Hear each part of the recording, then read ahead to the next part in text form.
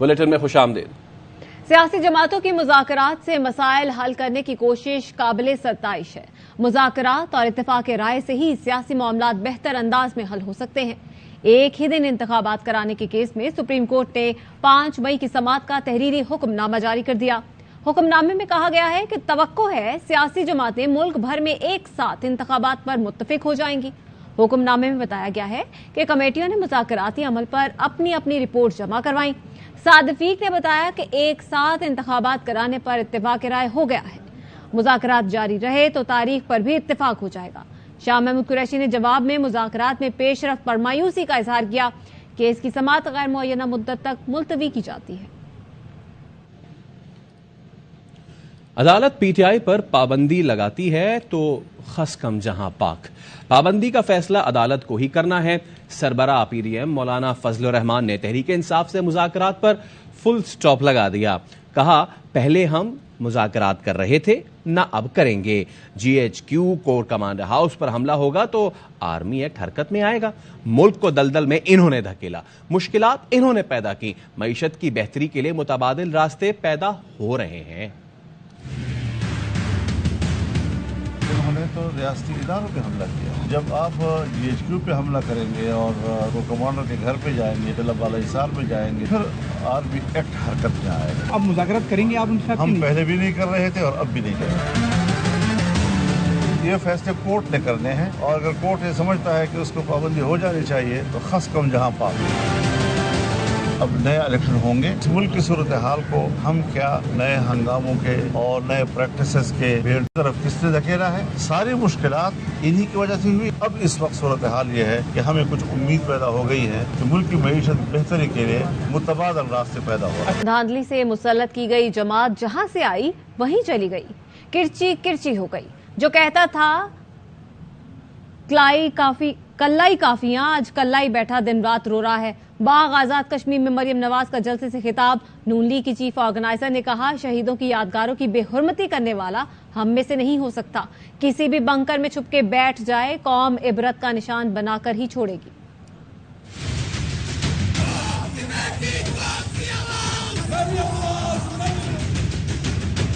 कहाँ गई वो जमात? जहाँ से आई वहीं वापस चली गई। किरचियाँ भी देखने को नहीं मिलती, किरची किरची हो गई। कहता था कल्लाई काफिया, कल्ला बैठ के रो रहे हैं। जो कहता था इनको रुलाऊंगा, सुबह भी रोते हैं, दोपहर को भी रोते हैं, शाम को भी रोते हैं, रात को भी रोते हैं। हमारे शुहदा की बेहुरमती करता है, यादगारों को जलाता है। हम भी उनका एहतराम नहीं करेंगे। अपने मुल्क को आग लगाने की हिम्मत और जुर्रत कोई पाकिस्तानी नहीं कर सकता। ये सलूक पाकिस्तान के शुहदा के साथ किया। बंकर में छुप के बैठा है, सुन ले, इबरत का निशान बना के छोड़ेंगे।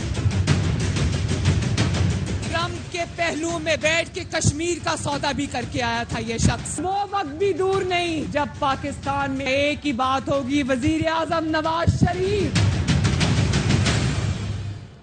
जहांगीर तरीन से मेरा क्या ताल्लुक? फवाद चौधरी राब्ते करते रहते हैं।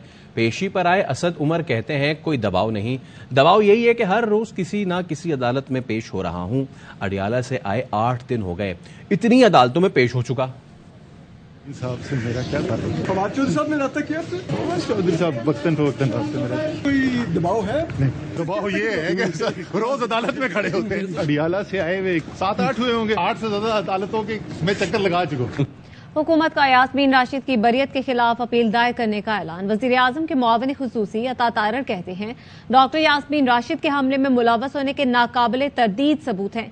इनकी बतौर मुल्जिमा मौके पर मौजूदगी वीडियो से साबित है। 9 मई के वाकयात के पीछे उनकी जमात के सरकर्दा रहनुमा मुलव्विस थे। यास्मीन राशिद साहिबा का बकायदा नाम उस FIR की जिम्नियों के अंदर दर्ज है। बतौर एक मुल्जिमा के मौके पर मौजूदगी साबित है, वीडियो का असल होना साबित है, वीडियो का 9 मई की तारीख का होना साबित है, कोर कमांडर हाउस की लोकेशन साबित है, हमले किए हैं, जलाओ घेराव किया है, काबिले तरदीद सबूत है। दहशत गर्द की ना कोई रंग होता है, ना नस्ल होती है, ना मजहब होता है, ना जिन्स होती है। अपीलें करेंगे, सबूत फराहम करेंगे और कैफरे किरदार तक इनको पहुंचाएंगे। कोई गुनेगार जेल से बाहर नहीं होगा, कोई बेगुनाह जेल में नहीं होगा। इस्लामाबाद हाई कोर्ट ने शहरियार आफरीदी और अहलिया की गिरफ्तारी गैर कानूनी करार दे दी। अदालत ने शहरियार आफरीदी को इस्लामाबाद की हुदूद में दर्ज मुकदमों में गिरफ्तार न करने का हुक्म दे दिया। अदालत ने कहा 7 जून तक शहरियार को पेश न किया गया तो तौहीने अदालत कार्रवाई दोबारा शुरू होगी। अदालत ने शहरियार आफरीदी से गिरफ्तारी के वक्त लिया गया मोबाइल फोन भी वापस करने का हुक्म दे दिया। चपरासी के अकाउंट से परवेज इलाही फैमिली को 32 करोड़ की मुंतकिली का इंकशाफ। एफआईए ने साबिक वजीर आला पंजाब के बेटों और बहुओं से मुतालिक रिपोर्ट लाहौर हाईकोर्ट में जमा करवा दी। पंजाब असेंबली के चपरासी के अकाउंट से मुबैना तौर पर करोड़ों की लेन देन हुई है।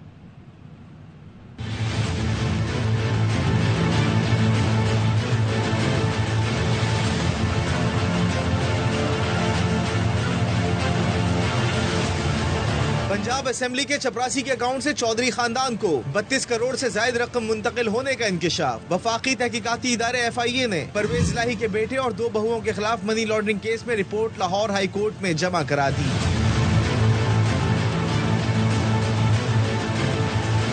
एफआईए रिपोर्ट के मुताबिक पंजाब असेंबली के चपरासी कैसर इकबाल भट्टी ने करप्शन से पैसा कमाया, जिसके ताने बाने रासिख इलाही, जारा इलाही और तहरीम इलाही से मिलते हैं। कैसर इकबाल भट्टी के असासाजात उनकी आमदन से जायद है। पंजाब असेंबली का चपरासी मनी लॉन्ड्रिंग में भी मुलव्विस है। रिपोर्ट के मुताबिक चपरासी कैसर इकबाल भट्टी ने तहरीम इलाही, जारा इलाही और रासिख इलाही के साथ नाकाबिले वजाहत बैंकिंग ट्रांजेक्शन की। कैसर इकबाल भट्टी ने 11 अफराद और 3 कंपनियों के साथ ऐसी ट्रांजेक्शन की जिनकी कोई वजाहत मौजूद नहीं। मुनिस इलाही की अहलिया तहरीम इलाही के साथ 27 मिलियन की नाकाबिले वजाहत ट्रांजेक्शन हुई। रासिख इलाही और उनकी अहलिया जारा इलाही के साथ 83 मिलियन और 5 मिलियन की ट्रांजेक्शन हुई। कैसर इकबाल भट्टी ने 3 कंपनियों के साथ मजमुई तौर पर 129.8 मिलियन की ट्रांजेक्शन की। बैंक रिकॉर्ड के मुताबिक चपरासी कैसर भट्टी के अकाउंट्स का टर्नओवर 811 मिलियन रुपए और 4000 यूरो है। कैसर इकबाल भट्टी के अकाउंट से 325 मिलियन की रकम चौधरी खानदान को ट्रांसफर हुई।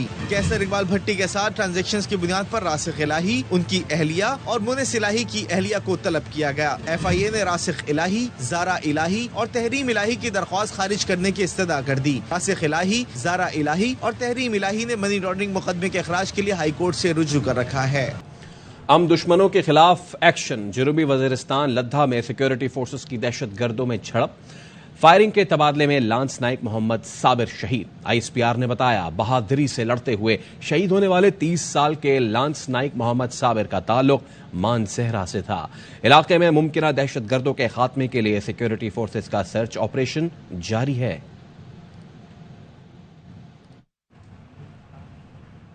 शरपसंदों के खिलाफ आर्मी एक्ट के तहत शिकंजा कसा जाएगा।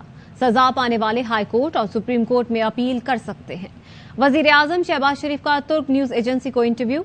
वजीर आजम ने बताया IMF की पेश की शर्तें पूरी कर दी। उम्मीद है रबा माह हतमी मुआहिदा तय पा जाएगा।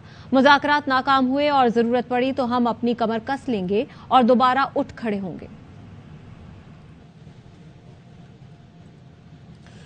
कराची के मेयर के लिए मुर्तजा वहाब PP का इंतखाब। बिलावल भुट्टो जरदारी ने ट्वीट पर ऐलान किया।